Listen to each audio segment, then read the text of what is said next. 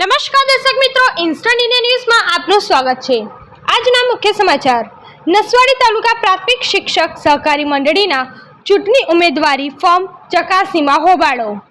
ઘણા વિવાદો બાદ નસવાડી તાલુકા પ્રાથમિક શિક્ષક સહકારી મંડળીના વિવિધ હોદ્દાઓ માટે ફોર્મ ભરવામાં આવ્યું।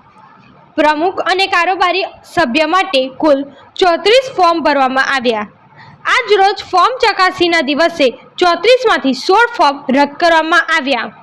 પ્રમુખ પદ માટે કુલ 7 ફોર્મ ભરાયા, જેમાંથી 2 ફોર્મ રદ કરવામાં આવ્યા। કારોબારી સભ્ય માટે કુલ 27 ફોર્મ ભરવામાં આવ્યા, જેમાંથી 14 ફોર્મ રદ કરવામાં આવ્યા। ફોર્મ ભરવાના અટપટા નિયમોના કારણે ફોર્મ રદ કરતા શિક્ષકોએ હોબાળો મચાવ્યો। કુલ 348 સભાસદો ધરાવતી મંડળીમાં અંદાજે વાર્ષિક 5 કરોડનો વહીવટ થાય છે। ઠરાવની કોપી માંગવામાં આવેલ છે। તમામ વિવાદો બાદ 19મી ઓક્ટોબરે ચૂંટણી યોજાવાની છે। જેમના ફોર્મ રદ કરવામાં આવેલ છે તેઓ જણાવ્યું જિલ્લા રજિસ્ટ્રાર સમક્ષ રજૂઆત કરવામાં આવશે। નસવાડીથી ચિરાગ ગુપ્તાનો રિપોર્ટ। ધન્યવાદ।